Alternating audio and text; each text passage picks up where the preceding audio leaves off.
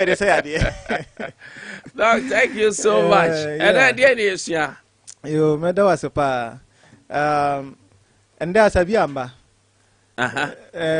Say Andrew say me to say no morning show. So yes. Andrew no car say me say na dan for bia e koto car. No watching 8 o'clock. Yeah. And I say 9 o'clock. Miss 3 years. Obi akoto car 8 o'clock. 1 hour time. 1 hour time now say. Yes, and then no apomuden kire no ye be hwe bibia fa. Ya dey friend claudication. Okay. Claudication ho. Na say ka say claudication na eya na mpempi no claudication no word bia every claudicure. Claudicure no kire say otoguso. Yes, na kire say nyina enim say otoguso dia na kire say problem bi na aba. Ada say ya obi ana say ya otitriti wan ka some feel some comfort bi ewo online nti a otoguso no. Yes, anti claudication no ne nyina ne se otoguso oya obi e na aba e na otoguso enti etimi frɛ no intermittent claudication se ewmu na yaw na aba na ama otoguso enti no eno ye yare bi a se ote hɔ a unhu se o yare sa wote fa kwa unhu se o yare gise bi a o ye exercise bi ana se o nante se meka se exercise a se o nante o utu America o ye de ade bi a o ye bi a SSM moja edi afusani ye wo mu no kama no exercise enti abra o nante na no nante bi a 3 minutes bi a na kese yaw na abaden den na onamu ye o ya ana se onamu agene gisa otena kakra na wa miasa sora ye den atwa o nante so ene friend claudication enti wote hɔ a onte problem bia ase de won yare no na mmom asɔre se wo nante no nante kakra bia na afi yawo na abaden den gisa wotena ase wantena ase anhwa na ase de wo betofam no eno na yefre no intermittent claudication ana simply put claudication na atumi aboa na aya na mpempi no se ye no so se ye se hu se de mojetimi adi afusane efa ewo nipadua no mu na yakoma no akoma na pompi moje na nkasa no ewo yenifa so ewo oboso hono onifa so no sorry bonkum so no na yakoma no ewo enti akoma na ewo bonkum so no pompi moje a efa ntini a efre no arteries sa arteries no eno na ede moja mframapa ewom aye oxygenated blood moja mframapa ewom na atimi de akọ onan onsane miamia hodo a esese moja kọ nyina afi ekowi a na ede mframapa na akoma saa miamia no onan no onsa no na afi asan afa eye ntini efe no veins mu asan akọ wakoma no mu enti ekọ wakoma no mu a na wakoma na asan pompe akọ wahrawa mu na atimi akoma mframapa na eden anase oxygen no atimi afra moja no na atimi asan ba akoma no mu na akoma na pompe na akọ onan no onsa na miamia hodo a ehia saa mframapa no na enti ye nyina enim se abra o nante abra o tu America na se o ye exercise bi no saa mre no na ewo se moja edi afusani yie pa ewo mu enti no se akoma no pompe moja na se ekọ onan mu a esen se problem bi wo onan mu ntino ebia onan mu no ntini na edi moja no ekọ onan mu no asisi enti abra wo nante na nka ewo se moja edi afusani yie pa no saa time no bo se moja ntimi nkọ onan mu yie nti eho no ma bo se onan mu ye wo ya gisa wotena se enu ti a obenante a bo se ya wo na abaden den dia na se onan ni nyina agene enti na kire se moja no ba bia se ekọ no entimi endi afusani yie enti wotena se a bo se moja na asane kakra akoba bia se ekoduru ansana ohun itima den ato ase de hwi nsiye na watimi asan sore atoa onante so enti eno de sa wote hono ma because say moja ndi afusani gidigidi nti no onte hwe na emom wa sore se onante ank ese se moja ekọ na mu bebre no moja no entimi nkopapa enti ehono ma no na kire se yaw na aba o transkakra na kire se atimi ato na watimi asan sore atoa onante so yes enti se wo yare efe no claudication yi bia nsusanso ebetimi edi abane se otifa ko a onte hwe nemom abra wa sore se onante distance bia na kire se yaw na aba ana se onan no agene enti yaw no basa na afi watena se a ebeto na watimi asan sore ato onante so onya hu we pe na kire se wanya claudication ne benchmark pa no ade e be kire wo se wanya claudication ne se watena sia ojo ahome no ntehwe ne mo wasore se wonante no na yaw na ba ebi ohono ma na nya yaw no na eba ne mom no ona bitima ya otitriti pa wa gise wotena sia na afei tetriti moja ne timi adi afose ne ko ba bia ese ekọ na afei ohun atimi aden asa ato na atimi asa sora ato wonante so areas of pain anase ba miamia hodo a abra wonante ne yaw no betimi aba ene se yaw no betimi aba eye efri osisi ekoka oto efri osisi ekoka oto betimi ate yaw ho pa afei ebetimi yaw no betimi aba gina osiremu ankasa no betimi ate yaw no ewo honom abra wonante afei obetimi ate yaw no so ewo eye onantu honom so obetimi ate yaw no pa abra wonante afei emia ba ko obetimi asa ate yaw no se eye onan na odisi fom na ankasa no abra wonante na obon se honom nyina agene enti agene sa na kire se ewo se otenas kakra anasa oje wa home a na kire se moja na timi di afusani kakra ko ba bia ese ekọ a na watimi asa to wonante so obi honom ma yenhye no so se otimi nantia na se de ne eye titriti obo na still on tenase na woto na nantia so sa obo se still na afri ho eno kire se abra onante no moja na edi afusani akọ onamu no sa arteries main artery na se ntini na edi moja ekọ onamu honom no emu na si all right enti abra o force ho se o nante na no ntini nkitenkiti na ewo onamu no ema moja force efa sa ntini no mu enti ema sa ntini nkitenkiti na ewo main ntini na edi moja ekọ onamu no sa ntini nkitenkiti no emusu ebie kakra na atimi ama moja na atimi eden atimi afam na akoma babia ese moja ekọ no na atimi aduru honom obon se enti abra wo nante na na atimi gina na so na atimi yetitriti but wa force wa se still awo nante enti nante sa na kese akoma sa yawo na se titriti na nka wo se eba no na afri ho na wato nante so kama abra hwe ensi eno nkire se won yare yes problem ho na mmom no ntini nkitenkiti na surround sa main artery no mu no ema eno so emu bie entetimi ma moja na babia ese moja no koduru no etimi ekoduru ho na hya no so se eba no sa all force sa ntini nkitenkiti no entidie ne besie betimi the problems ahodo eden abro and e frɛ no collateral circulation enti so wo problem we bia eno ne se obehu se problem ho yes obehu se oyare enti man ka se e bia adwumadin ti e ba no sa yes adwumadin ene de ba empo na kan hu se e the problem aba enti e wo se wo sa ma no free ho yes ti ye be hwe normal hodo a e de sa problem we eba poten ene claudication ye wo mu ahodo enti e ba na se wo nsusansuo bi a e se sa condition we ye be kirekire mu na watuma hu se e bia claudication we bia wo type we ana wo type we na wo type we krampo ade na obetima ye na atima ma ahoto atumi aiden aba na answer na makoso na me kai wo se 21st clinic e na woti enkan se ka se 21st clinic ya jesu the sciatica experts yes se eye oya obi a wote ana se problem bia every wachi ekoka osisi every osisi ekoka oto ase na onantu osiremu eriba onase nyina no 21st clinic na expert etu ase me say yade a every wachi se wachi ehawo se ya obi na wote anase eya oden se every osisi na ekoka oto ho ankasa oto ase eba osiremu eba onantu eriba onase nyina no problem bia obehu ohonum bia no 21st clinic na expert etu ase se ebia oda anadwo obe se de otinu mu na bibia be hye onan kukumu ho den yisa o massage kakra nsa na atimi ato no ana empo untimi entenase because say oto anka se emu etutu be ka se de ekuru ewo ho no ebi a o nantena na se de onan ntini bi ewo osiremu ede ba onan tu nyina no etwetwe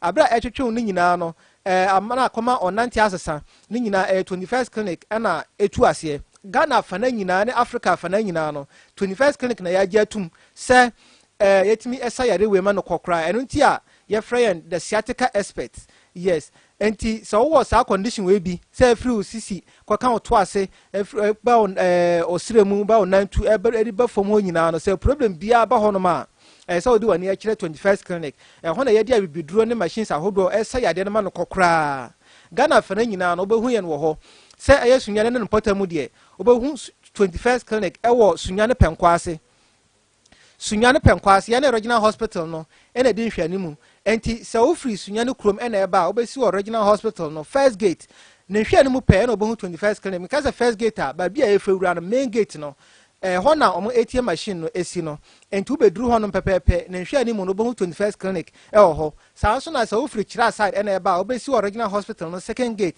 main gate ba bia taxis na park anase ba bia regional hospital omo ATM machine no ewo no ho na ne nhwanimu no ho na obohu 21st clinic se yewo ho na brekum no obehu yewo brekum amango ase ben Grace FM go so obehu yewo Success FM ne hwe animu ho ewo go so abotan so techiman yene Agenkwa FM na ben so wokọ nkranza yewo ho se hwedwu aboso debi so Kumase Accra Koforidua Obuase mianwa bebre freyen ewo 0249 311 311 0249 311 311 0249 311 ya twaso ana ehwe se claudication no yewo emu ahodo mienu claudication yewo emu ahodo mienu na yewo neurogenic claudication ana yewo vascular claudication ya kase vascular claudication na eno na entini na ede moja ekwa onan mu no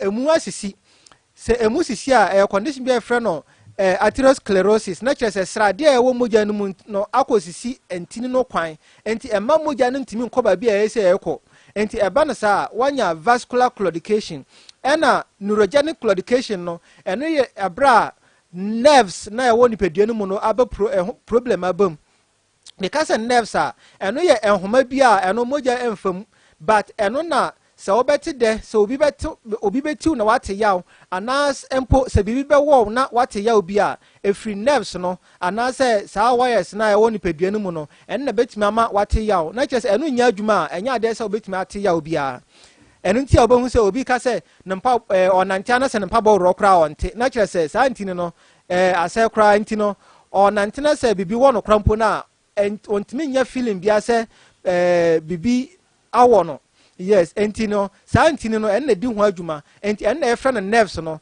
free osisi na chi adwa no spinal cord no e de fa osire mu fa onantu sa bafam na eno problem ba mu a eno so betimi e de sa claudication we abro en na e fra no neurogenic claudication na nsonso ya de mu no se opeso hu se o de na wanya no se ya neurogenic claudication a eno se o nantia na se onan ho agene a se ejene no efri ehya se efri osisi no efa oto edba eye osiremu ba onantu ba fam nyina honim nyina atimi gine etimi ya o se de ede ahoma akekere onantu wan gina ho ana se wan tenase ahome a na kire se o ya to fam anasa aha but se eye vascular claudication a eno ehya se efri onase ena basoro enti onantina onan no agene no bon se ehya se efri onase ena eba soro na mom se neurogenic claudication na se nerves no na ehwa ba problem a se egene free osisi nachi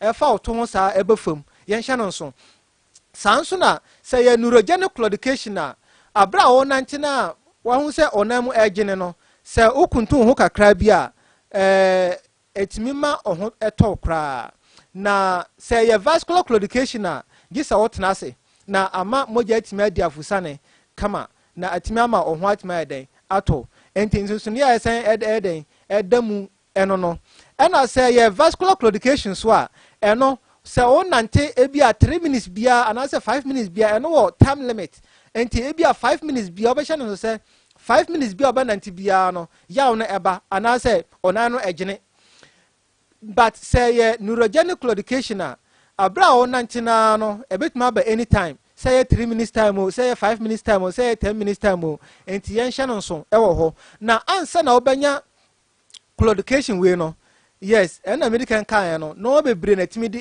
edeba first ebia na srade a woni pedua no mu abedoso enti ebi ho no ma na cholesterol high enti cholesterol high a en na ye srade no nso so a ewo moja no mu enti ebe kosoro a etimi si moja no mu anytime sanso na ebia na owo eye spinal stenosis se eye dompe na ewo wachi no a spinal cord no efamu no eno etimi ayeden aye ketwa kakra ena frɛ no stenosis enti eba no sa emia eye nerves no na say wires na ewo onipadua no mu no emia no pɛ eno so betimi de sa problem we aba enti ni nyina no yemre no nti ye de besi ha na kyerɛ sɛ da hofro no ya to aso nkyerɛkyerɛ mu bebree ho ana nsɛm bebree nso ɛna wɔ claudication yi nkyerɛkyerɛ mu achi enti sɛ opɛ sɛ ye kyerɛkyerɛ mu feda ana mpo opɛ nkyerɛkyerɛ mu a ɛboro de ye di kan ya wobɔ so yi a esan sɛ mmerɛ nti a yɛntimi amfa de aka na ansɔ so no obetumi afrɛ yɛn wɔ 0249 311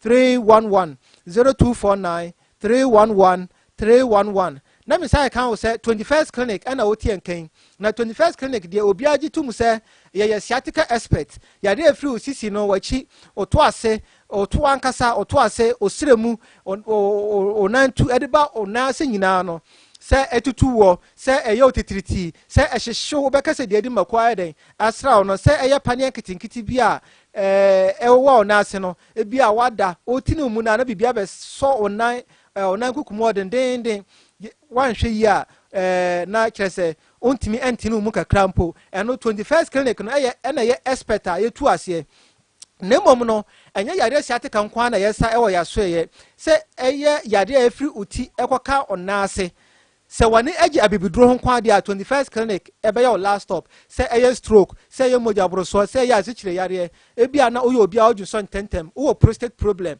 wo tipa ebia odi akini ache ebia oyefunu eye wo ya but why china ebia na yaka say also say omo anka de ha no krampo a e wo say 21st clinic na yetimi tu ase ma kra na ho na yedi abibiduro ankasa aya so ne so no ma ho biara eni akire esa de machines ahodo eka ho esa oya de ema ye massage ho ye moja mu nhwehwemu ye dwunso mu nhwehwemu biara e wo say ye na yetimi ate oya de nase ansa na ya ma wa aduro no ye be ye e wo ya so ye na yatimi akire oyade na obi wo ha wo se okọ hospital ya nka nkire ne se na yade we na ha no yes over 21st clinic a yade se obehu yade hawo ansa na yatimi ayede ama waduro atu ase kora enti me ka akire wo se wani agi abibiduro ho kwa de a emfa woni mpempenso oyade na kodu obegya painkillers no nom na yatimi de abibiduro ne machines ahodo aka ho asa oyede na ma kora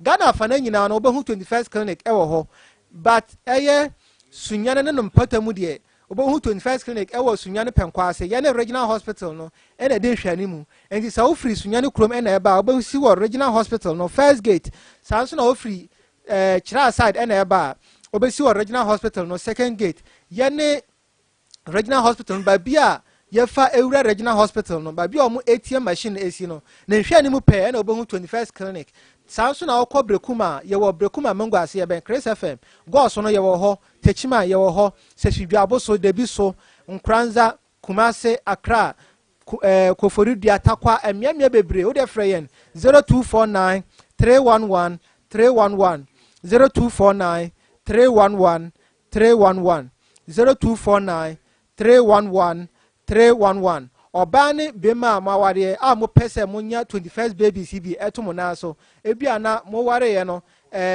years ahodo aba 2 years 3 years 4 years so still nyense enya mbae mutu anamo eba 21st clinic ye be ye hwehwemu ahwe se problem na efri bema na anase empo se efri oba no a na yatimi akyerekyere mu na ya sama ya aduru a ebetimi ayi problem na afri ho ama mo so watimi anya oba ne bia ye den atomo nan so Channel so say number obetimi afre asiso 0249 311 311 yada obi biara ase Dr. Yusuf yanso yada wase anopai awo somkrojen awo dia baba somye awo sompa na anopai mechia me guess omu ho nyina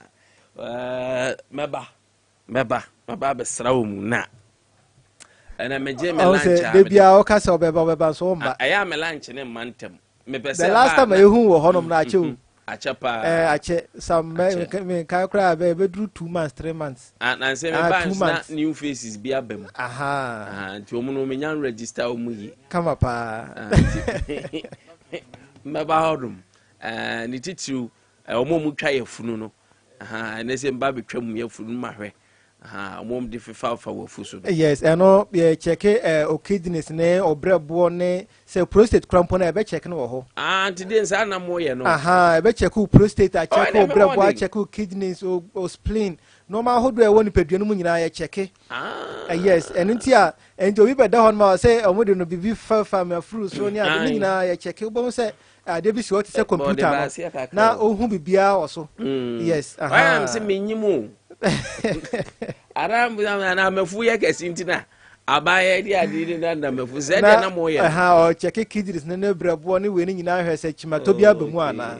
Yes, I say no da bia meba because say no da bia make so doctor me kan hwa ya de we say kidney ni liver no unwa no ntemu a ane ye so for man ntemu ene de no krepa say ye ka say obi o hanu a say wanya kidney problem o de akinia gi so koda dialysis na ade seriously so wanya kidney problem so ko ba bi na say ka kire o say wanya kidney problem a tuha na mo bra ya so ye kidney problem ye was stages ye wo de mild wo and they were moderate and they were end stage na kire say no they very severe e drew very severe stages na no na e ma obi na say tata bo na furu adoa nso gina na yefunu mu ni ade ni nyina no e ko drew hono mu dia seriously yentimi nya ho hwe eno de but say uhu say ye ka say wo kidney problem a so ye nhwemu hu say e mild e moderate and I say severe say ye mild and I say moderate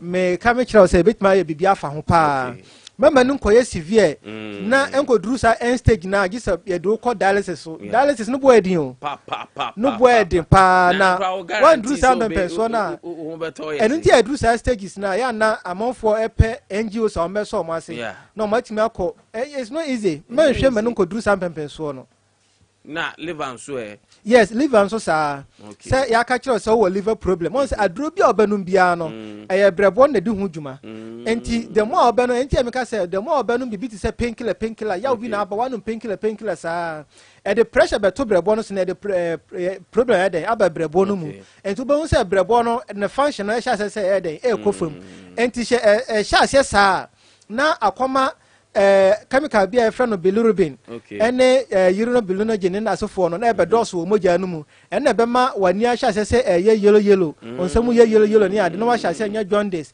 edru sa stage na e ha adwen pa ti e ka shiro se anya liver problem a to ho na mombre 21st clinic ja painkillers nyina no enti wo obi a wo so no painkillers ne ndura hodro because of say oti ya obi a ya no ye kronkro a so tu ho anamo na ye oba 21st clinic ya ma wo ja sa painkillers ni nyina no na ye de abibidu na sa ye de na kra ama na ye hye dem so say ye say onuma abibidu na onya kidney problem na so onya liver problem na adene na wudi from nkona brem nyina be sin de na nka obenya liver problem nka wonya abibidu te say adene na wudi nkonto mire ni wenum nyina no ye say nhaba na ye die no eno na de ye aduro enti kai hu se eno na be sa yade no because ekuro beton na ho na se won sa ho a se wan didi kama kuro no nkoda yes enti se wan num abibidu na kwa se kontomire no ye no ansa na yadi enti de be ye aduro a ye be hata na wo de ayetin se wate ase enti eno na de ye aduro no meba mekra ba ku bi am de ma me na galikom eboa me papa meba ane de meba meba me one or two ye be hwe wani mpa me chadi wi ya meba why na anopay 98.9 FM the spaceman hangas as suavet na see that meba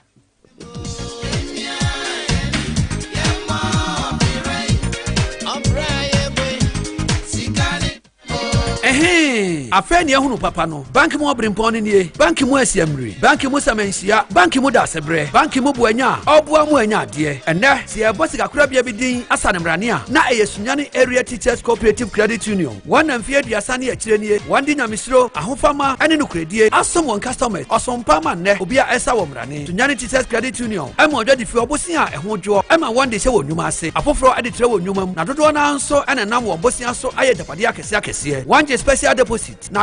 All right. My name is na mini Dr. George Domfe, Senior Research Fellow, also Economics and Financial Expert. I don't pay yɛni nkɔmmɔ ɛwɔ the central bank conversation Dr. Addison so ɛde aba bɛto dwa ɛwɔ headquarters ne other relevant issues ɛfiri hɔnom ɛnso ɛba dog anɔpɛ maakyɛn dog maakye o na mpom te sɛ what about trust hello dog okay yɛnhwɛ na yɛnyɛ ne yie ɛnso ɛwɔ hɔnom na yɛne dog ɛntwetwe nkɔmmɔ ɛnso ɛwɔ hɔnom Dr. George Domfe ɛwɔ ahoma ne so na sɛ line no ɛnyɛ iti jo ɛnhyɛ aseɛ nyɛ na yɛne no ɛni nkɔmmɔ anɔpa yi ɛnso ɛwɔ hɔ na Central Bank ɛde aba abɔnten aba abɛka sɛ sika no a ɔmo use for headquarters no ɛyɛ sika ɔmo blow out of proportion na ɔmo blow cash biara na international standards na saa international standards no okɔ Abuja ebi wɔ hɔ okɔ Dakar ebi wɔ hɔ dog anɔpɛ maache ya mini amejoso dog pacho na empombo ko de yeho adom me ho ye pa yɛda yehowa ase dog anɔpɛ ma yɛni nkɔmmɔ na memusa sɛ Central Bank, which is Bank of Ghana, already some by say afiwe sika omu eyusu ye no. In fact, na idea say for some decades, ye record say Central Bank aboka. Na afiwe omu si no. Sika ekom in fact is kakese pa. Don kuman raise issues, other experts like yourself raise issues. I don't know if the Babon take say no. Your international standards are also headquarters no etimi druntu Abuja or Central Bank go through Dakar. These are international standards was a meeting. Now the issue of Central Bank are back and forth. Wada ma wojina chire na wo hwa o general overview say dog. Number one, the general overview me say we Ghanaians are not fair, or Ghanaians have not been fair to the Central Bank head. I'm talking about the governor. Okay. We have not been fair to him at all. I mean, say me, the governor now, and Camry. Wow. And Camry, I'm the Ghana, Ghana, the no video. Ghana, yeah, Ghana, and Kofudia, and Yamubi and Kamu. Samu. Because I could say no. After my annual crano. It makes it swap when I'm politics. It me a kitchen, they are swell. They are forces will be enemy. Unfortunately, you to know so a very gullible. And then you to know, thank I send you back. You baby didn't one answer. You baby, brother, are swampy.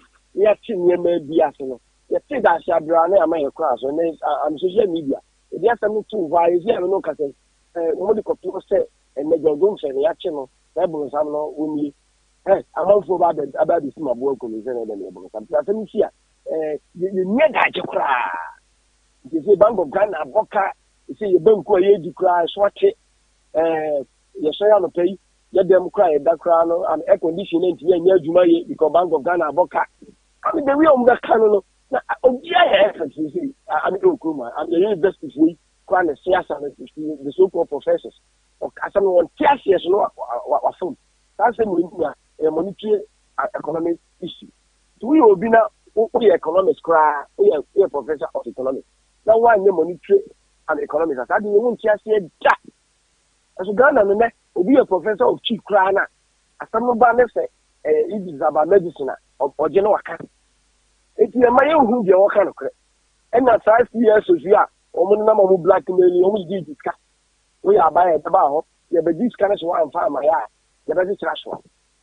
Omu business. Almost an hour ago, Omu Kasama Ghana. It's not true. Media house because I'm a beer.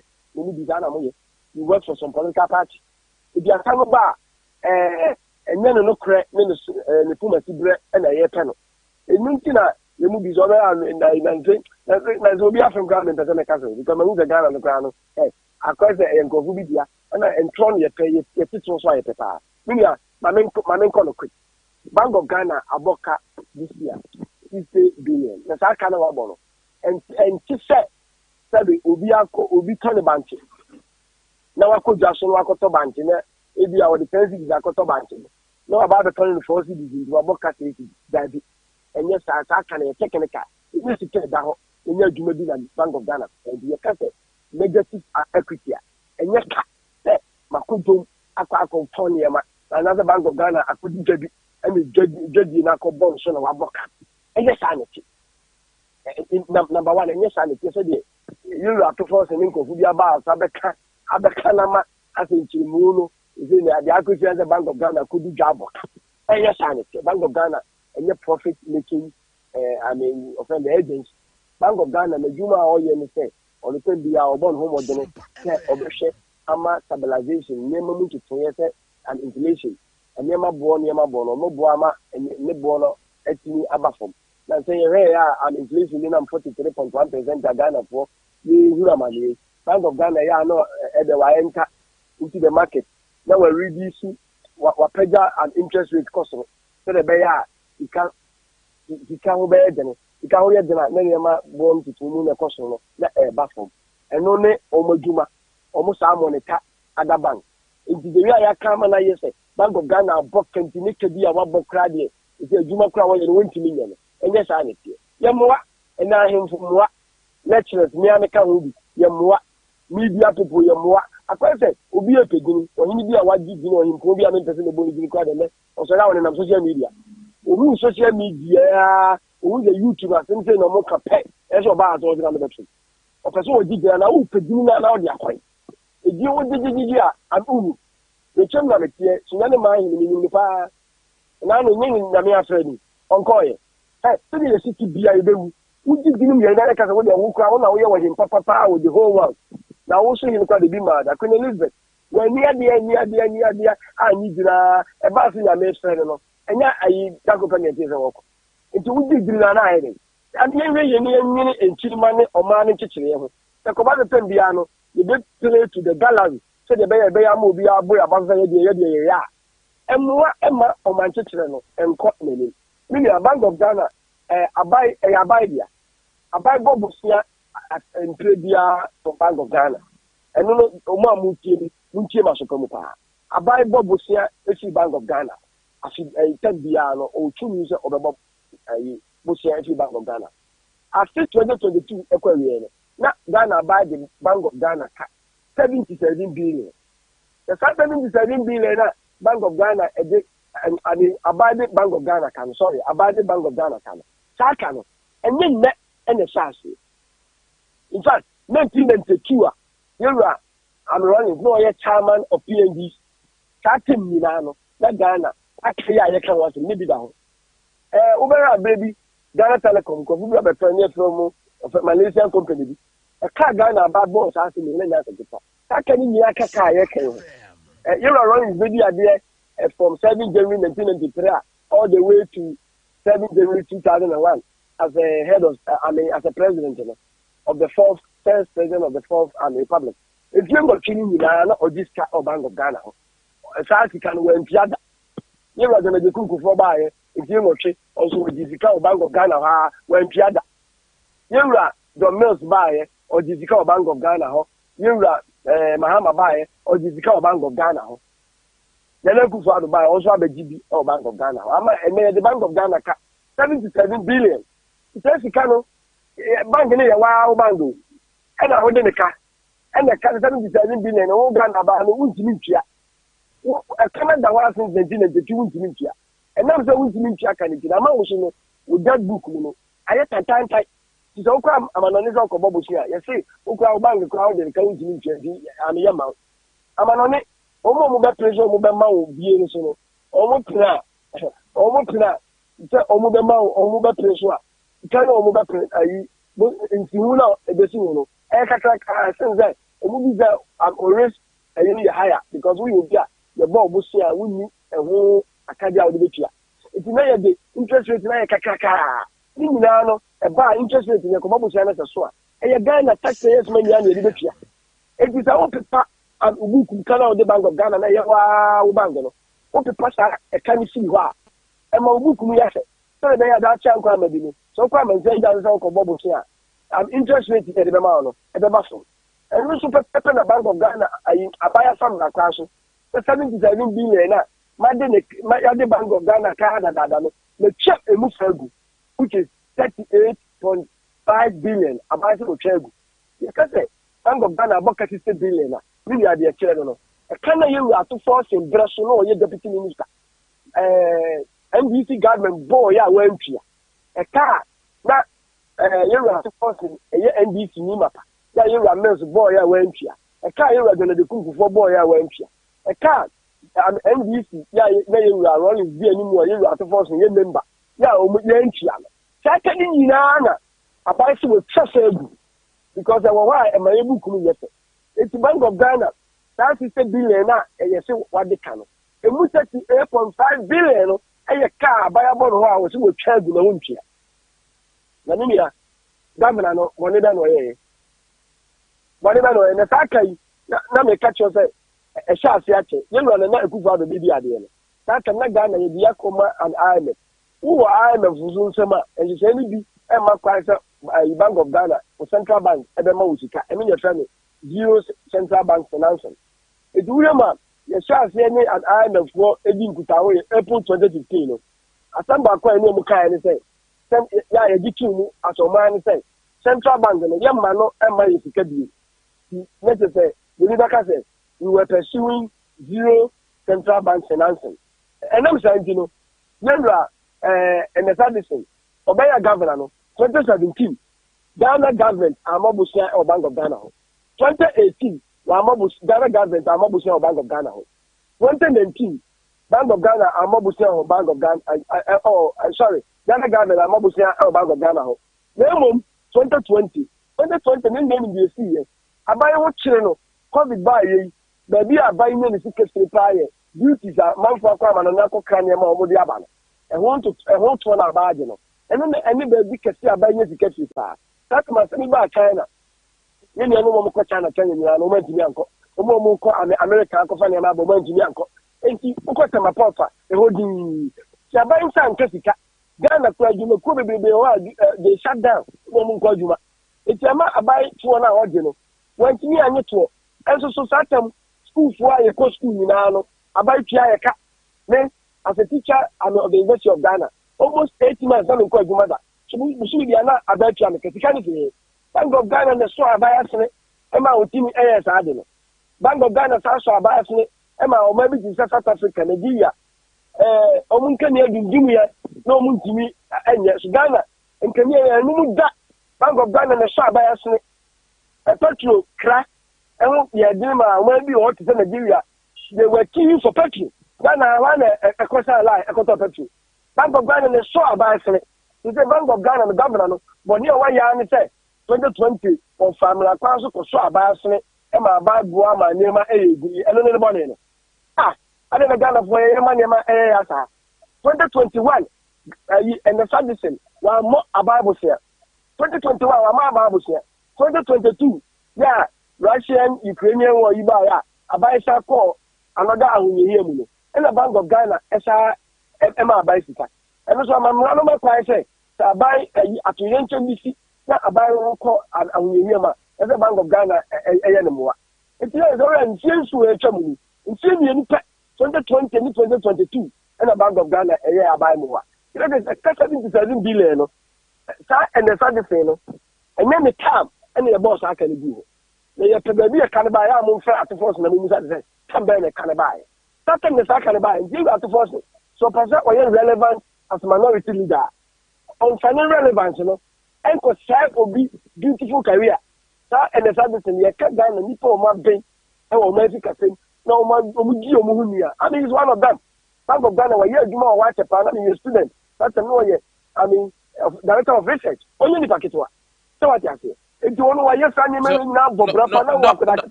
now, with all these credentials, you know, sir, at the end of the day, sir, Central Bank said you can idea. Na or standing debt to her na a matter of say open so books yefe now you declare as bad debtor. Whether we like it or not, can we blame people almost say the bank has incurred a loss? Indeed, ignorance. Bank in a bank. In fact, Ghana government, it's the Bank of Ghana could check. wo madwuma Sompa wo betinye chesika Bank of Ghana chesika ya hwa dia gonna cancel. I mean, we need to Bank of Ghana does not operate like Sompa. That's Sompa we are advert now they are physical. Now, Omo we are doing so much Omoka and this at the end of the day, no, some Omoka, a Chesa Sompa, the company near the national condition. That's a Obuguna. Bank of Ghana is not like that. Bank of Ghana no Ojima Oye no on pay for so Emma by. Now we share a book from 1957 to date. Growing NDC time, they were also making losses. And then the first time, I'm at the amount losses no buy and say, a car bad then I might buy book in any way. I buy a can win Pia, 692 in Pia. Let me come the young frame to force them to dance. The band are not all no other minister, no more cover, Bank of Ghana over the Mao. Umfrena Musan. I buy Bobo Siena in Pia with that press release now over the Abano, Mumpa Binamonkai. Do I say? You hope you are Eddie dog, not to say. Ababa Busena Untia. And a Busena Untia, so banking Abawa Udia. And a council and down by Canada down so and the Modi money. Modi money now soon this car. I don't say Audia. I don't think of course her own clan. It was a buy a clear a kind of the Bank of Ghana 7 billion. What clear 38.5 Untia. It is 30 another 38.5 card also be here or the airball. Enti eno ka me na emu bi ka se na ese nko kle ni nyina na ka de buku mu etimi efe because we abade na no akoka so be tia ha o tia so atase enti ka o kle ni nyina eye ni aye dia ana o kle so a na Bank of Ghana no eboka o doctor udi na bontene that no affect it because affect aduma Bank of Ghana dey and oye because Bank of Ghana o mo yi ni se enya ni se economic impaso e clear understanding na yeni I mean ya 38.5 billion now by a clear one. Bank of Ghana corner no. Domestic debt exchange last year and this year. And I'm saying the media review about when you for 21 billion. The total expenditure now and cannot talk about 21 billion this year.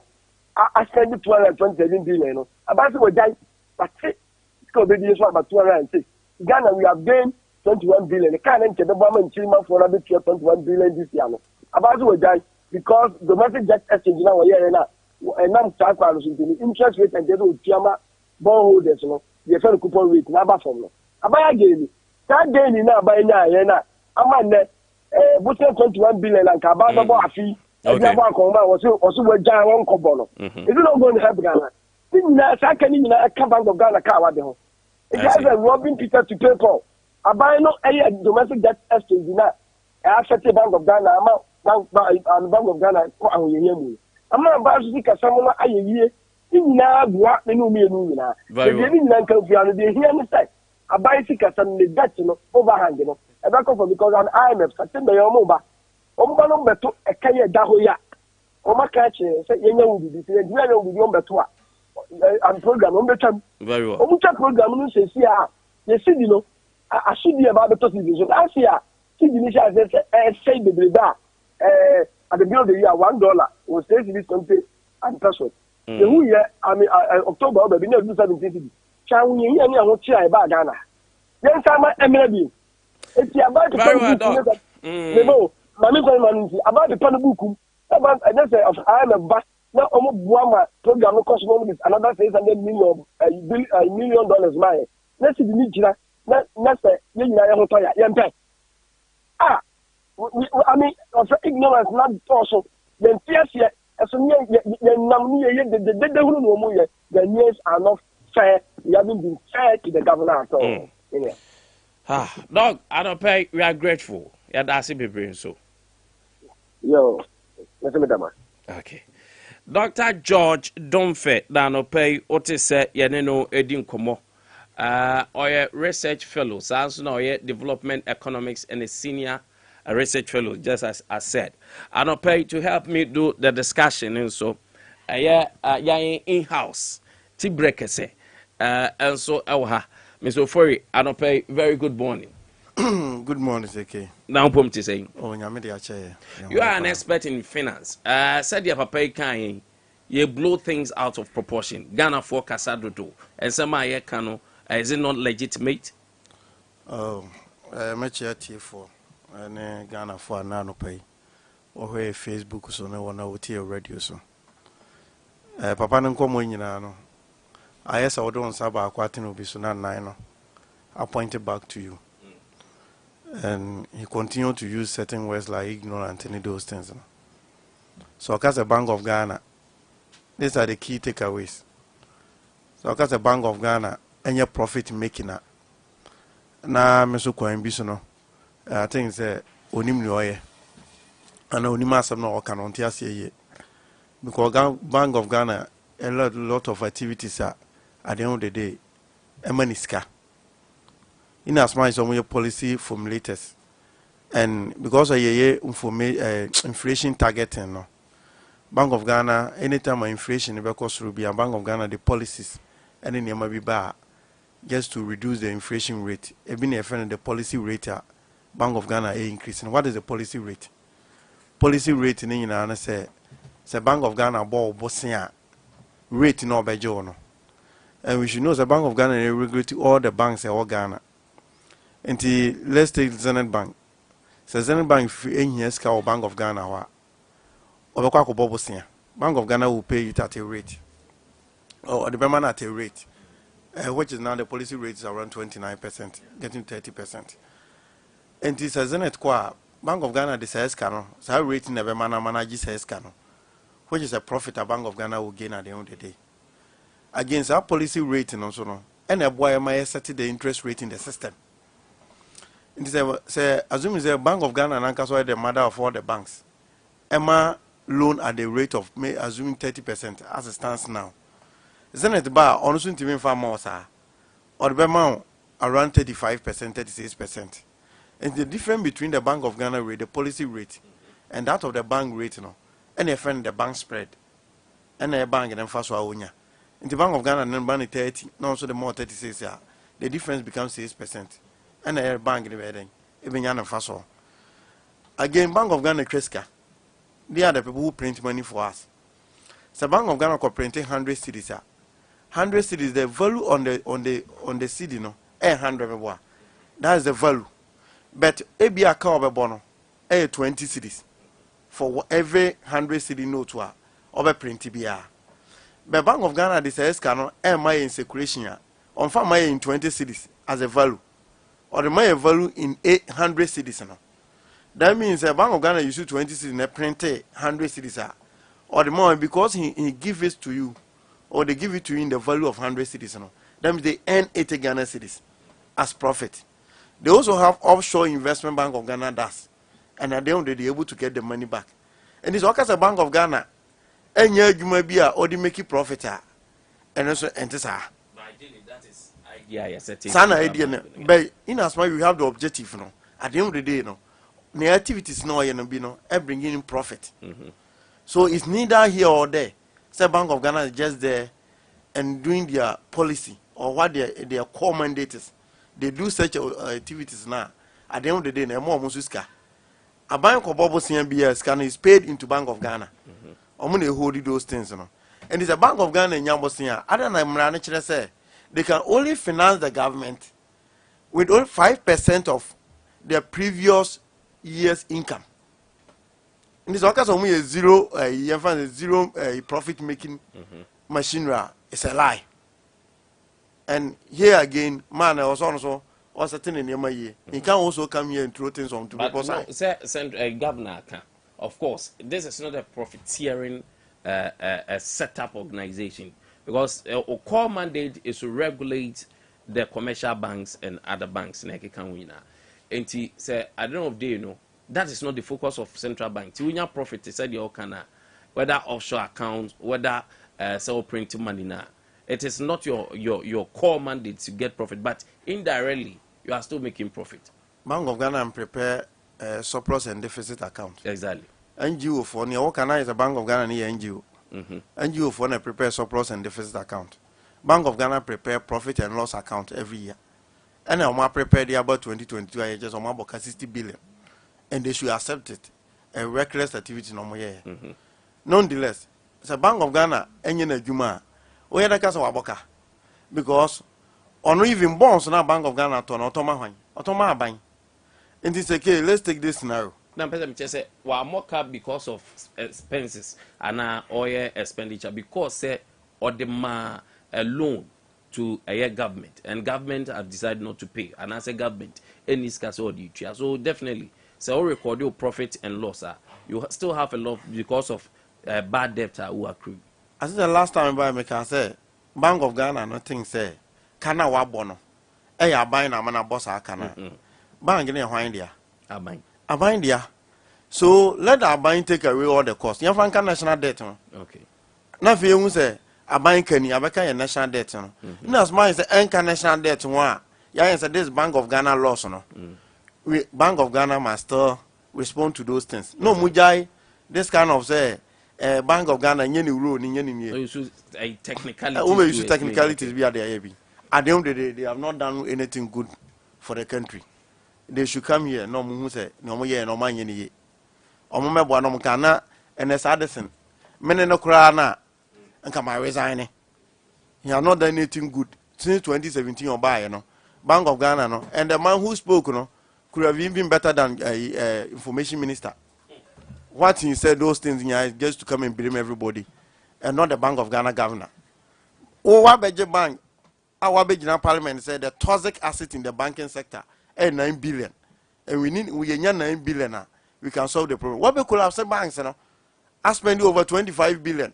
And you think that this with all the profile in your makes him better. The evidence is what you do. Where you are wiring in the account, the only 1 million about 60 billion. Who says me go see head office? Nobody's arguing about head office, no musino. We need it because baby no any the way security need safety in your Ebia what we have now cannot stand the test of time. It will be a new one. But is it this time?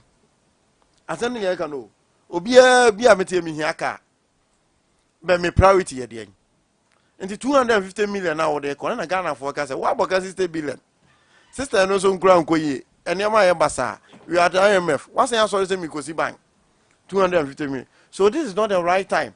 And will be a company. So don't say we want to also prey on people's intelligence. Say all those people who are criticizing are ignorant and they don't know anything. It's wrong. He doesn't know anything that he's talking about. Very well. But that's it. I brought my memory now. I have few minutes now. If you are now, many of you are phone so international.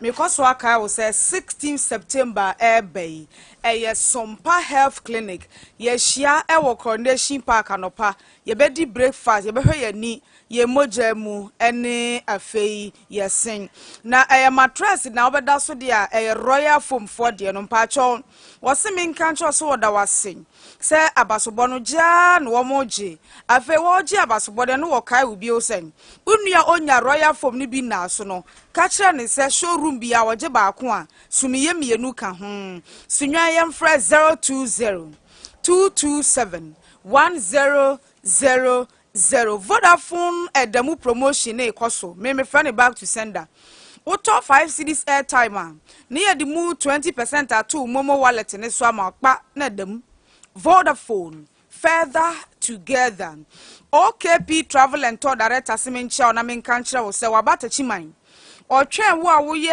taxi driver wo pesa wo ko Dubai kwatwi taxi ukura license abra ye hia taxi drivers 200 wo pesa wo kwa kata as motor rider uni motor twi dia obaya ne sa wo de wo license beba uni passport obaji bia ma wo passport dia praise the lord wo dia frederator ono ankasa abata chima na one ne nkasa 020 565 4357 020 565 4357 kwame ye to apawada da no so kai de na ayije duambule no ne pa Thomas no ne ebotela no no mo de gi omudin no ye toto eti kankan wani wo bi wo fia o de pepa ho say ye mu no say dada pepa ho de hia ne say local wine ye nto foreign apawa ye to local power ni bi na wo ba bia otumi frɛ ema oba behwe sen de ye pani bia obetumi aye ni video nso asane ne wo WhatsApp and I'll be trying to picture sending or WhatsApp. Aha, a bin above K, dear Baba to your Facebook, and it's when a friend a power no. Omodo mo nsafa na ye chokon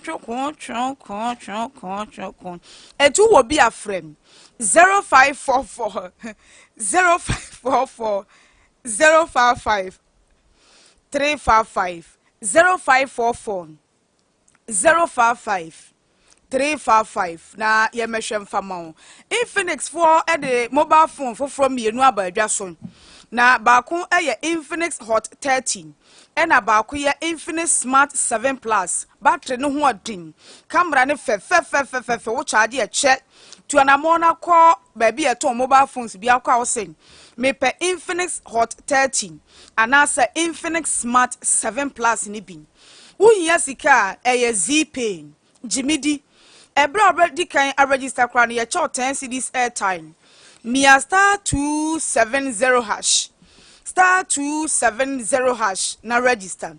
So pasa wo hwe osia Oak Dental Clinic. Etokro ne so wani nye ho efia ba wanu mu yemfa braces ni bi mubo so.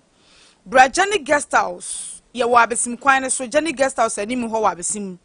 0201 660 218 0201 660 218 Afi ye be ofufu a fufu machine e ma ye ho ye ha pebi si wo fie pebi fa ye adwuma obro no ne so on machine dia bra Gemstech Genuine Electrical Engineering afidie bia bi wo ho ye wo Rex ye ne Awosan Sports we di animhwa nurse ne wo Sunyani magazine first gate ho a over fresh 0505 01 6771 0505 01 6771 Obodane so no onye ne papa ensio to ebedwiragu na afemframa hu a asamaba Joy Kemford de ne kalance sa empopo entutu entokro ne dam Sunyani S2 runabout we bia go filling station wona na abehunu yen freyen wo 0551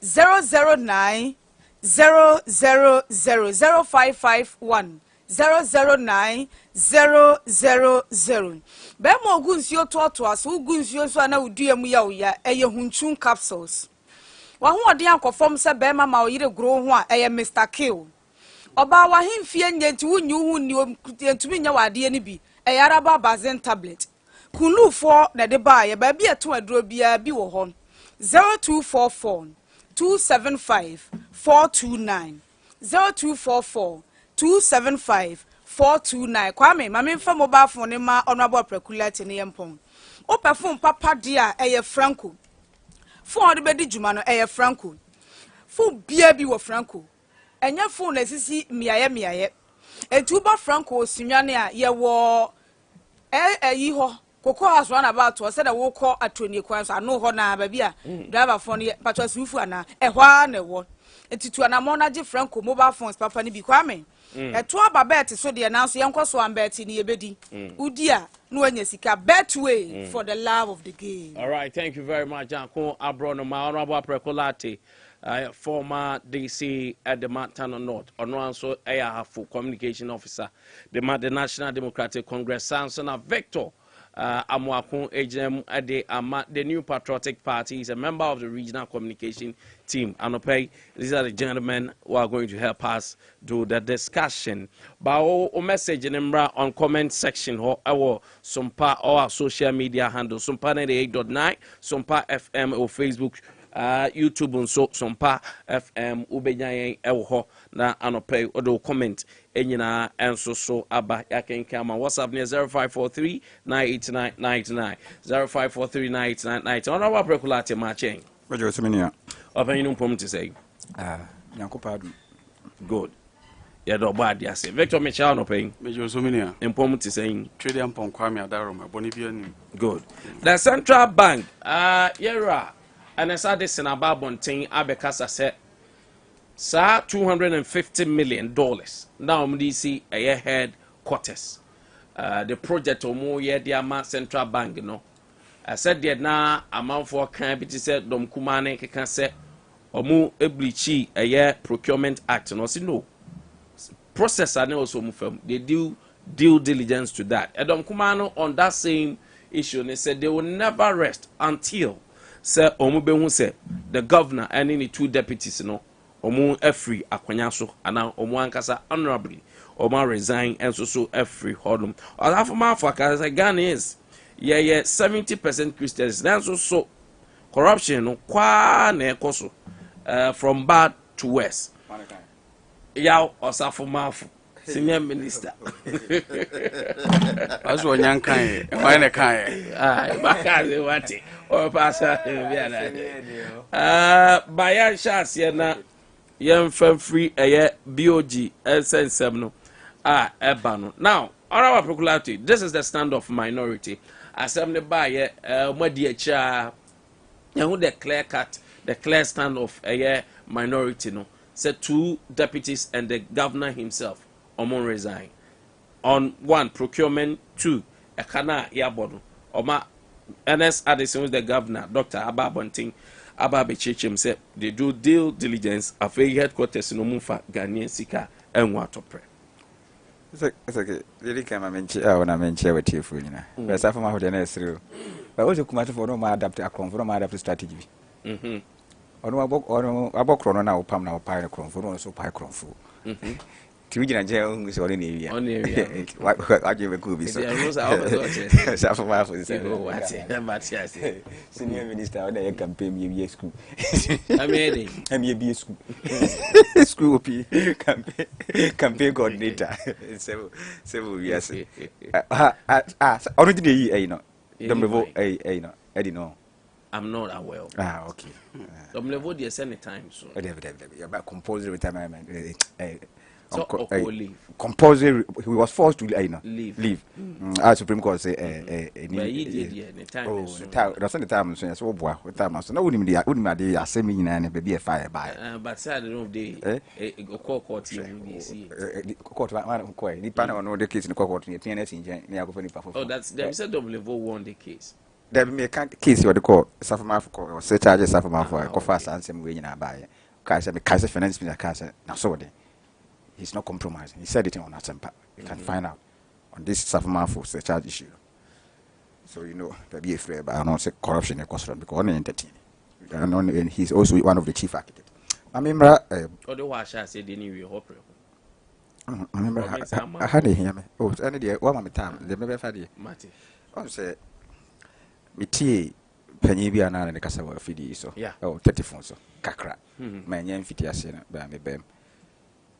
Na ne kensa mo kana too irritating a shame I think I was the Ghana for ignorant or so more can issues no Ghana for ignorant say on one kasa chire say how ignorant or ye Bank of Ghana ema commercial banks ni loan at the rate of 30% and we say omo profit making venture na banks na omo loan no margin 35 no more no 5% margin no more profit making institutions and you know governor na come debut ideally the setup of BOD was no not it is not a setup yeah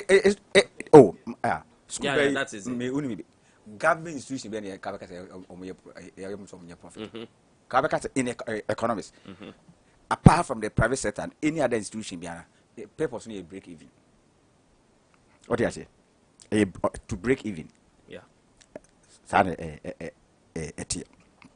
now you are giving loan. So if you think say, call man they say to maintain check inflation, why are you giving loan? So they give loan to the commercial banks at the rate of 30%. And now I know say, my commercial bank 100 million, I finished on 130 million, and also on your profit making venture. Now commercial bank no I commercial bank Zenith bank no to kwaji say abosia no 100 million kwa kutu 30 130 million no so dia mame na ma kutu 135 million to mo profit na 5 million and no mo your profit making venture wow be 30 million no your profit making venture what are you trying to tell me who predecessors I have been profit who predecessors about run Bank of Ghana e dey profit find out whether they didn't declare profit of 700 million in 2016. What is it trying to get? I'm saying, officer, no, you print money. It is not the cost now printing. It's not the same cost now. You give out loans. When you even give loan to the central government is supposed to pay interest. And you come and tell me, say, you are not profit-making venture. And therefore, say, will justify or run at loss. We shouldn't blame him. Now, you might decide or control inflation, you say. And so mandate now say what I say on your profit making only so control inflation. One of the key is of control inflation. Inflation, I say. And the inflation is higher than Nigeria or Moko. Inflation is higher than Mali, military taking over. Inflation is higher than Sudan. So if or no when you I'm saying with Momo, they have no shame at all. Oh, massa, that's something for shame and Kobaka and some Ghana for sorry. The Ghana for Kenya or no more argument. What year to the man who only so only better now. Why? The makers of my finance minister. I will 90 of your own MPs. So do my dear or the sort doesn't no shame. But me and him shame can never true a sister Ghana and commit my Bejina Bonton. I brought a time I assisting Ghana or catch you be said or insensitive. Why insensitive? But when you share man can obey my baby, that's why you do my vice president. I'm glad that dollar in 12 cities. Now, time I 4 cities no can say. So these people have no shame. They have no shame at all. Bank of Ghana, within 1 year, you are telling me, say, we use 320 billion communication. I don't know around Al Jazeera. Now, I already see any Ghana. You are telling me, so you use over 101.3 trillion. To service vehicle and buy food. Who run airline? Bank of Ghana run an airline. No, but the name vehicular movement. Central bank for vans that are moving. How many buy? And don't forget, sir, economy drew baby. I will having high fuel prices. Oh, yeah, man. We are talking about 2022. Baby, in your high fuel, we are aware. But even 2022 was high. Over 1 trillion. Over 1 trillion. Ah, it's okay. Those are for fuel and maintenance. Maintenance. No, because I run an airline. You use 970 billion for internal and external travelings. Do they run a traveling agency? Let us be objective. This is the Bank of Ghana, the governor. Now, we needed 9 billion for certain banks to stand on their feet to maintain employment. And also, you 25 billion. You deserve to be here. Who predecessor, I PAM no. Age 7 million profit. Now, my 61 billion. And you are still sitting there. If or she. What justification is he talking about? The companies are there, they are not registered company in Ghana at the time of the moment. Because what did they buy? I understand what here. I don't want to buy now. Why then? No, menu. Minister Biabokro, no, Babe Clearance is here, chief clearing, clearing officer. Buy a Wabe Clearance is here. That is a rock, so I point to Naka, so confidence. And yes, when the picnic panel has committed a crime and as well committed, which is not a ruling of any competent court of jurisdiction. So how do you say even so shema the mere fact say you the president you are advocating say dollar cost because people are hoarding and you are chasing Goro boys who are not $20,000 who are not $10,000 and your minister is holding millions of dollars in bedroom. Still, the minister still has integrity in your government. Such a minister. Are you appealing to the public? Somebody holding dollars. And your minister is holding these sums of dollars under her bed. And you have the guy to come and tell us, GD. So, and somebody catch it. This connection, buying women, this is what we should be expecting. They are not here to help Ghanaians. They are crooks. Gangs. Because they have realized that money is getting left, right, back. Bank of Ghana, I don't like the words of beggars who be a risk. So how do you describe to be a risk? Since you toy anyway, one day, me who formed them Busasa. From the one who said, who yes, from. Okay, I can't have my sister. what say corruption goes heavy asem no kan work Ghana asem who are those no me who steers the affairs of this country our case corruption goes on me very well the Bank of Ghana will shame cause honorable John go resign I remember when my face of better 27 they said opinion kan policy rate or the bars or the inflation. Me, I'm an economic student. Just 1 year, or in advance, 2 years and 1.5 years, years economics. I mean, this is not the way you should go. Because inflation costs two ways. Either demand driven or supply driven. And then they are not the same. Even though they are results in inflation, the way I solve they are not the same. A shortage of a commodity and you increase the price of that commodity. Instead of making certain things feasible for people to be able to produce more of such commodities, you rather increase policy rate to increase interest rate so that people who are borrowing to produce, what you say, will be limited. So they will produce less. That's what they are doing. They are built of ideas. What they are thinking about, that's what they are thinking about. At this time, I'm 10,000. Young farmer who could $250 million. The MSN was of international standard. That can I don't want to pay to go to international beyond. To go there. Now, my man is a house woman haircut. Or fear of a good standard non converted them on the woman haircut. On your talker of international standard. No, on your dame and your woman haircut. If you should go, they do a Cofona Yabo Mobusi and Namus a poem of 5% in China. If they should hear some of these things here, we have a damn fancho. Because you are telling me, so Bosnia be a $200 million. But you are putting up a building $250 million. What kind of decisions are Victor, but I remember also on the central bank issue and the press conference, Dr. Ernest Addison Abe. Secure Medase, Macha, only a tier for near Shafunara. My chairman, regional chairman, Chairman Kwamba for Bronye, and any crop of regional executives. Miami boss Gabi Crababu, and name fellow communicators are. Or more to all the media platforms in the region. Ebuama, Yapinsim, Seki, Ubisamia, I think, this very minority group I owe parliament, especially one new leadership, I think Ato Forsen will go down in history as one of the worst leaders in Ghana's parliament. In the history, yes, Kesel Ato Forsen. It appears to say street politics. Politics, no gata mune mantriano.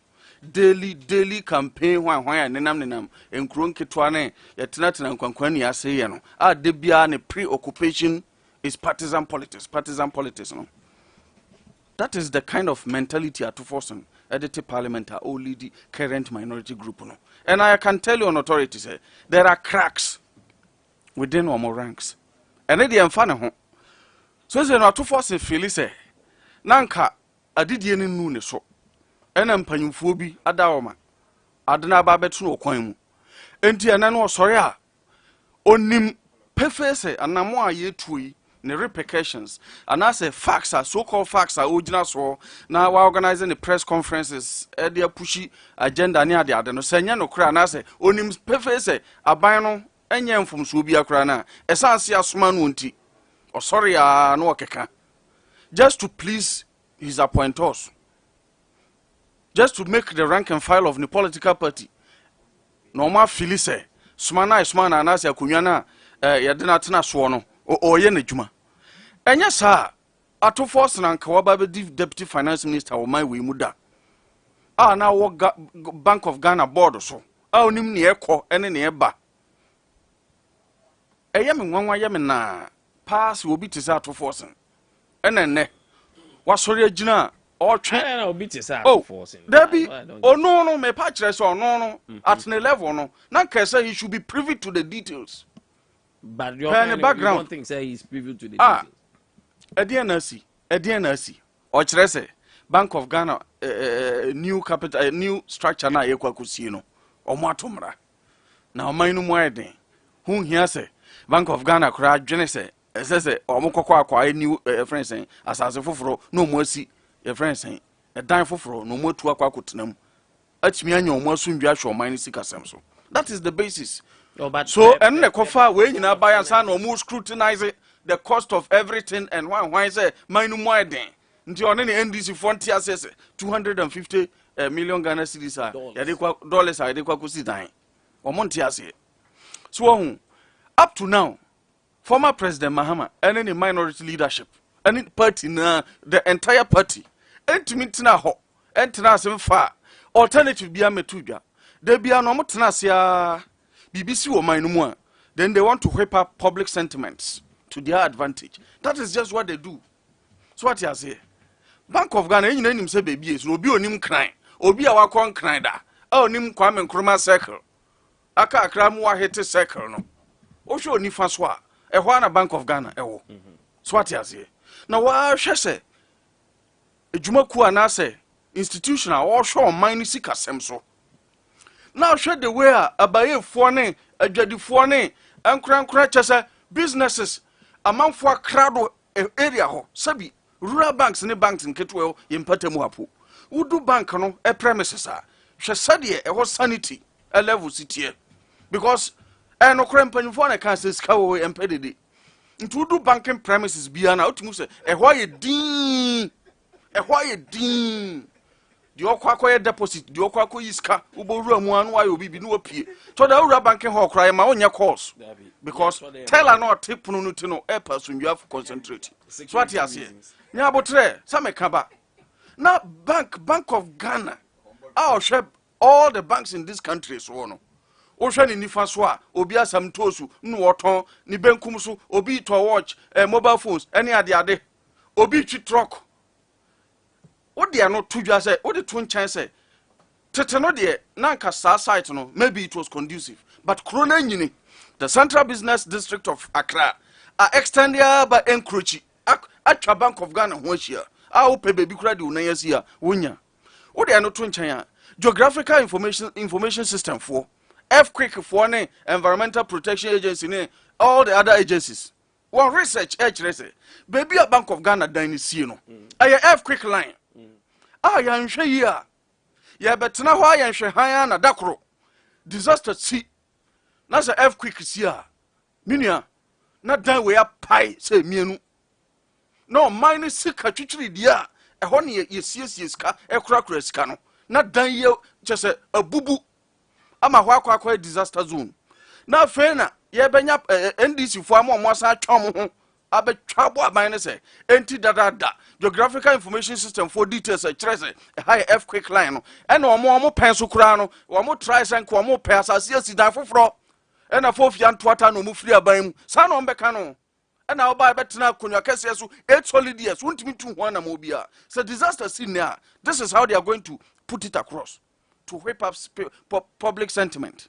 So any a buyer hwe nkrata mo ne hu se sa 1992 ho no 1990 ho ba nyina na sa details we betudwa na Bank of Ghana etu na mo apasase omo ye om kokonya bia na asem aba ho ebia na bo no osoro kra chen we ebia na ba bia da no manso wasase no ho ene de keka ho enti no omo time omo ye ya antimi ko 4 time ya pem so amfa na no Mills Mahama esan eba bium yewura wadako anu owo boss to se to honum baby ona na ohwen sa asase na nkode ma ban NDC fo kro yawo omu di animu a omu managing director na oda to ano wadako ona meka na semi ono ye NDC ni no e na ode asase ade ma NDC aban se monye se mo pe baby akwa kosi Bank of Ghana building fofora ni obi wo omu ko hwe sika sem ne asase ne nkrata sem no na che se omu to a na enye yi no mo di firi aban mu ede na asesa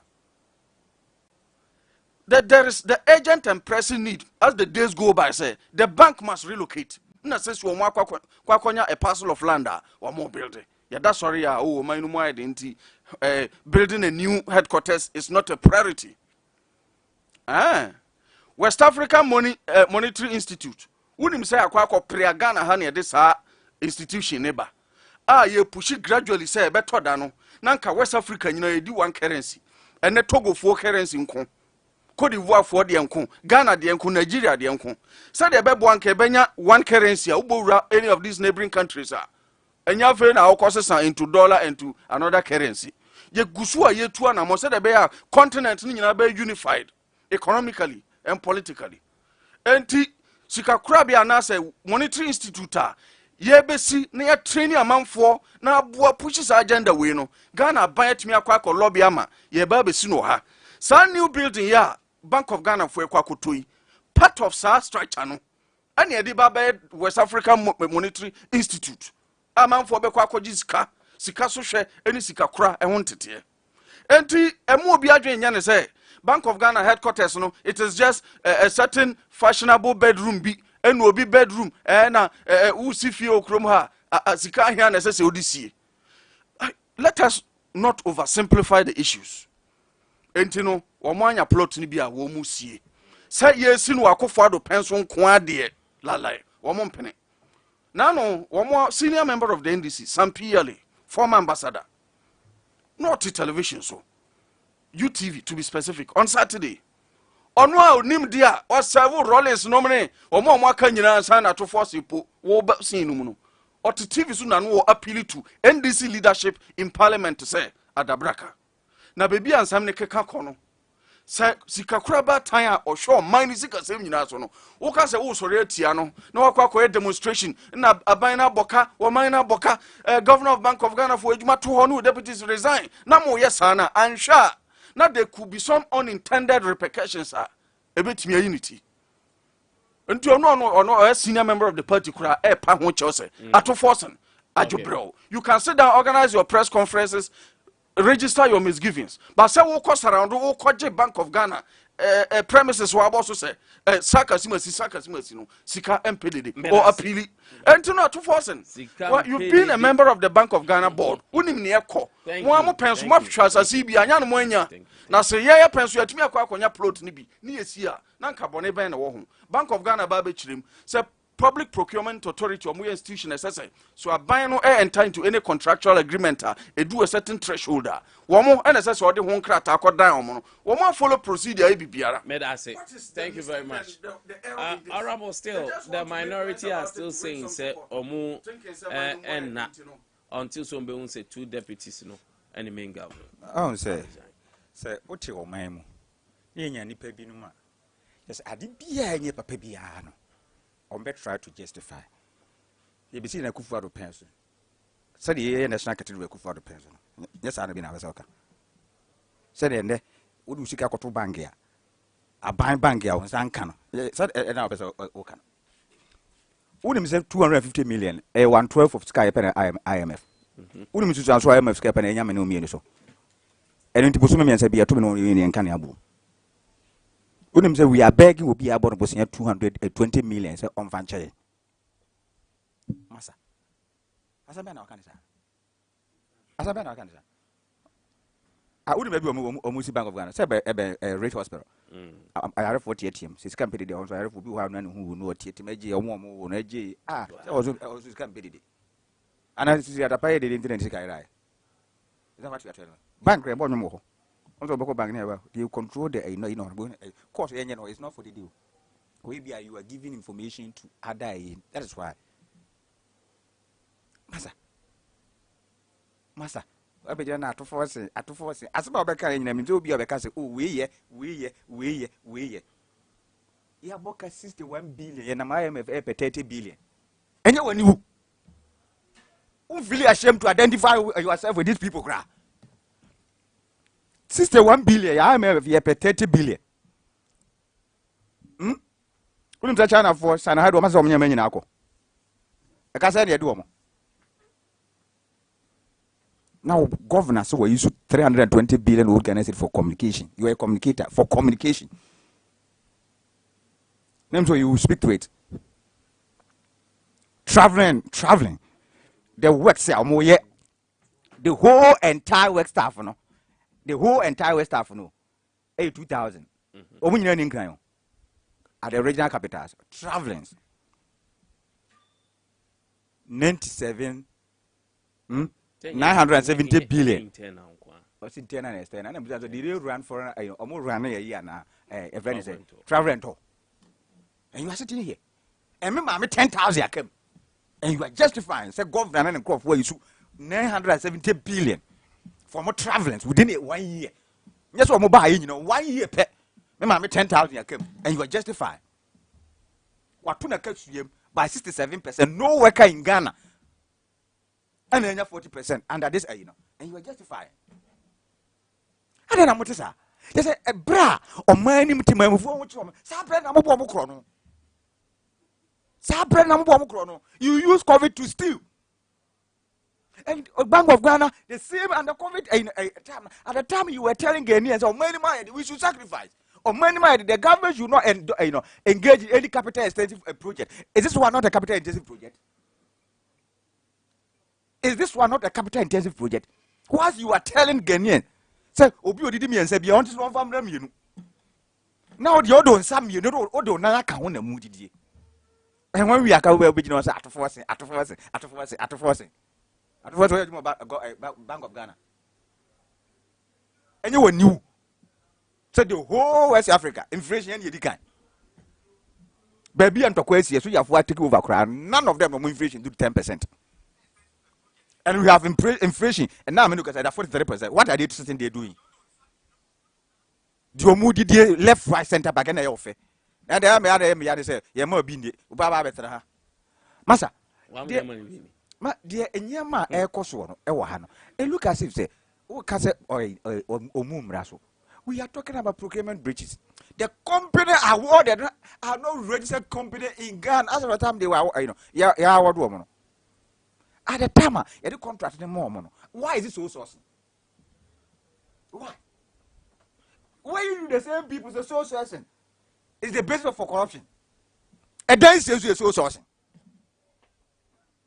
A dance says you are so sourcing. This is what we are going through. And the moon Ghana formable. The Amudia, and ye enough. I want you to tea. I'm with the Ghana for you. The Ghana for your mobile. Ghana for your mobile. What now to see about now ordinary Ghanaians or Manamwa? When people are calling you, give me 10 cities, give me 20 cities. How about your mobile? A day. Say Bonnie Ghana for ye anything in your GD. A woman. My body and his eye to do a mopam. Governor Mopambian and why? They are more permanent. Because you wanted one of your own. Obi compromise with your hymns and cap price so that you can steal. And sickly, the one at the force will tell you were printing money for the government. But governor beginning and it has come to that. I said, we're printing within a matter of 3 years, 80 billion. Instead for you to come and craft at force and over.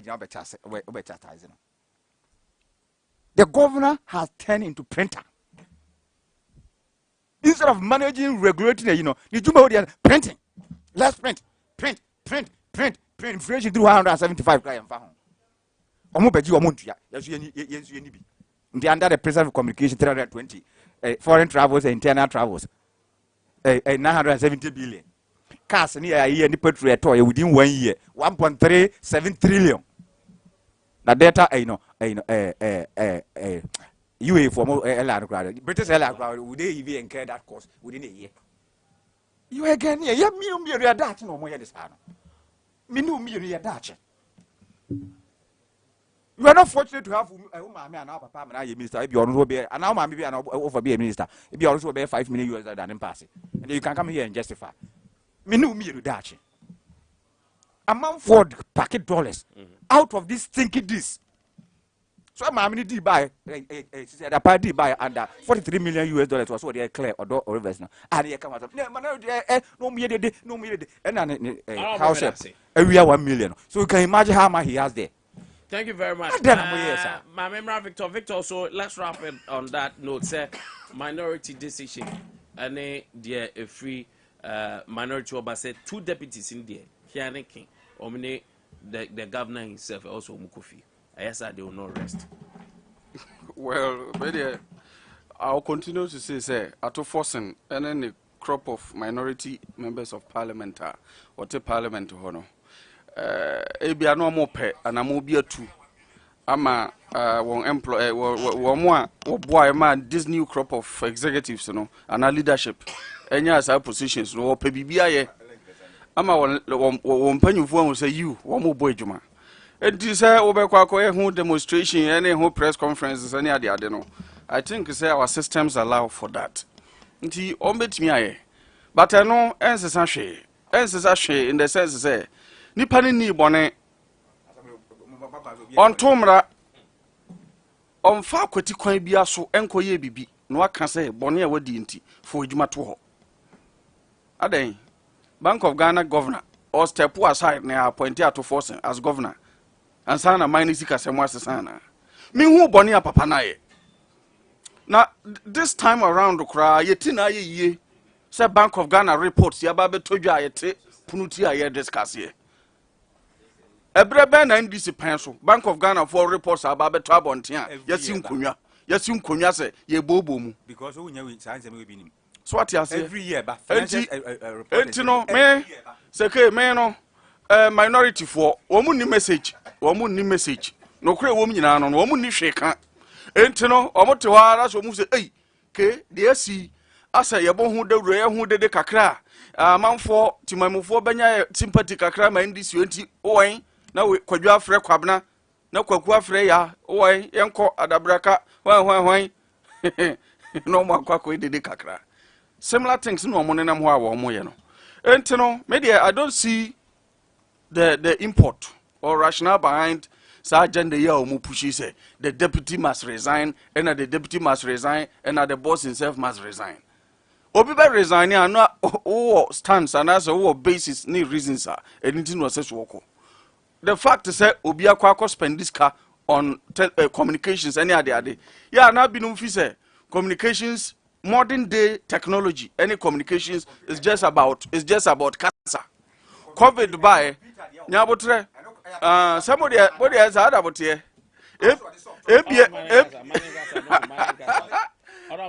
Sadu abotie ABF say no bubenti omoto da kwa to communications committee so onko bube that is the NDC's understanding of modern day communication the oye de bube no nti say and the Bank of Ghana the report ba say omo spended x amount of money on communications they think it says just about adverts ne kasa covid by na people were working from home no now there was the need for Bank of Ghana staff to be equipped technologically so what you say with modern day communication equipment and gadgets said ebe betumi atena fia ye adwuma nyabotre oh nyabotre me kasaba oh report no no bo aprakulata enya wo nkwa na akokan yo nyabotre me kire me nsemu wonya akwanya tena ha kasa ya mama wopo so what you say and vehicle maintenance and search can it me talk as mono and it me say ndc for mo nyabotre kakrawate na monya kwenya ba bebu man ye hu de mo betena konwa kase so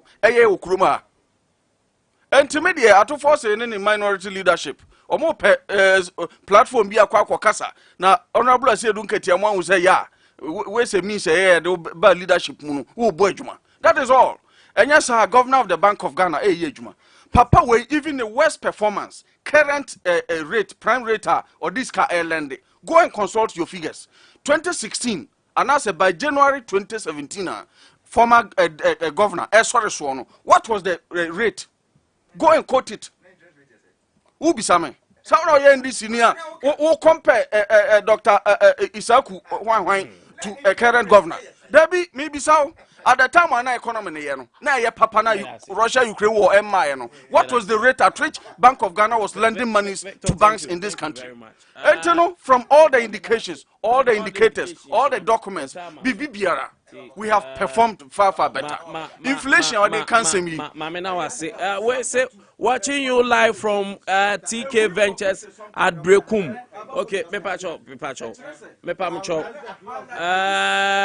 watching you live 05439999 hello good morning hello good morning hello Forest scores I carry a me and you I was a good last in the show mom come on can me kasawati actually brasi mincha go for enyina na mincha the next member of parliament for Sunyani, and I was saying by the kind of I mean, tell you, you number.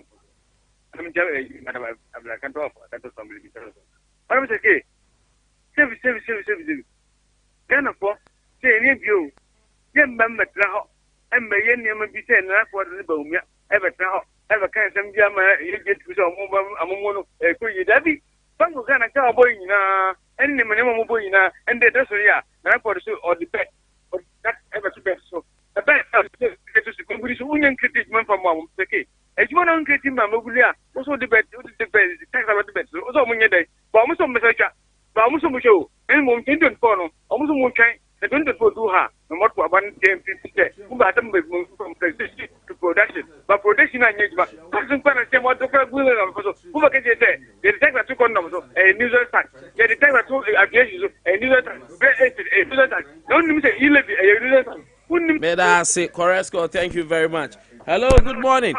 It came Abeswa, Atalawe, into one of pay. Well, on the more apreculate, on a betty mammy, 7 down as if, and next day don't come in Wabba, and I am going to work and tell you, a gentleman, one Quebeca, 12 or Katian, and then a number of ones would you be on what the man took for Kanatom, whom you can answer, and I am on your assembly at Wampa. Now, the end at the open account of what would say, Brana said the government Peñacuado, one for Ghana, Mamma Bona, Wababeji, with some plums on our Bissana, one in your day, or the question you came to find the rest of the panel.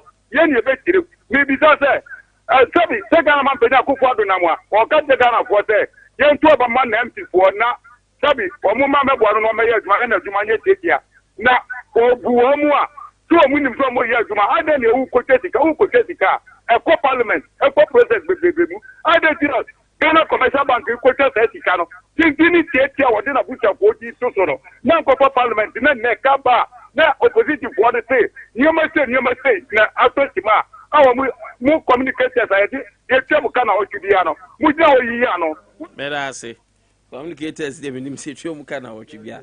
Ada Bank, Central Bank, the Chess Kenya Commercial Bank. Hello, good morning. Yes, my boss.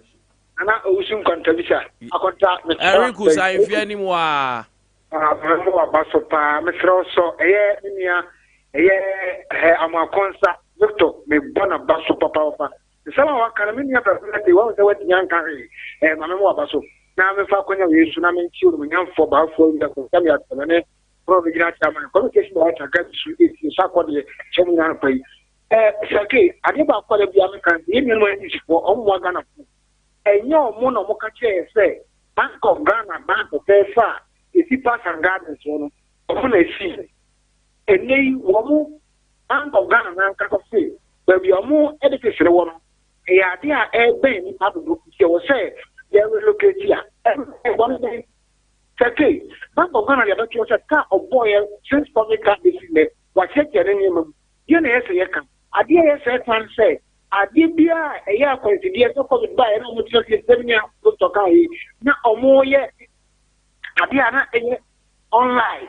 And the Buama Yagan of what today and selecting a country because they are Boniana. If you become a candidate for Don Dramani, Mamma, and at next public action. Adibia, Moyabiana, Gana, someone, the Yamazian Parliament, and they sample for France and Yabakate. Who found about me? May I say, Eric, thank you. Hello, good morning. John Seke, Unyansanti, or the Chow and a fruit, and I want our fruit, and I want you could tell me, Allah, Unshra Bebrenia Seke. Oluwa Force Light, the international man. I don't pay me into you. Mini, I am Mishra Pan on your case. And Peninsula or Rabra 1 hour, now the China Cosuminaso. Now, quarter to Pataku, and I am a woman, or Pataku, and I am a Shabra Webim. No question, they say, MPP are buying. And then Nana Kufuado, our Dano, I say, or manner to the extent, say, and the Bank of Ghana, Krano, 777, and they are really somewhere Konyata. And the Omaya 77 will go schools, be bring Kuala, that form is Shadia. Now, must say, baby, a Bank of Ghana on earthquake. Now, Bank of Ghana, no, baby, I want to say, can we them offices, I hold any companies, I hold all. It's they relocate to our companies in every war. It's Bank of Ghana, $250 million. And one called the see double fraud. A brow minus 77 days. A Kuala school 1 month. No better than 3 months. A brow school, a Diana boy, a St. John's Abuako. Nanti abawe nto wani swadimu abale wose wani swadimu estimate 390 million Ghana cedis ekotu amena e da wose wosi cathedral na MPP communicators ne college most so 390 million Ghana cedis mahama e blocks na osiena ba ku be 5 million Ghana cedis 390 million Ghana cedis and ka e blocks do so na statement. Medasi Olumai, thank you very much. Ian, sorry so much sports for, but this is a very important birthday that I have to do. Yera Charles Kwajo Edu. Acting head, institutional advancement and alumni relations office. Our University of Energy and Natural Resources. Today happens to be your birthday. So enjoy grace. We love you so much. Glorious birthday, Charles Kwajo Edu. And today is your birthday, Elizabeth Freeman, Mrs. Donko. Mrs. Glorious birthday to you. May you enjoy the fullness of God's grace. Afram na kwa mi osu Nkwantabisa betimi afram say ke aropa me sorry that sports for international omunsom yen. Yenina ye tie Sompa. Bet Jessica Coco, ewo betway so etwa wo better or how bien abraye ko season fufu eno ane say wo be ko betway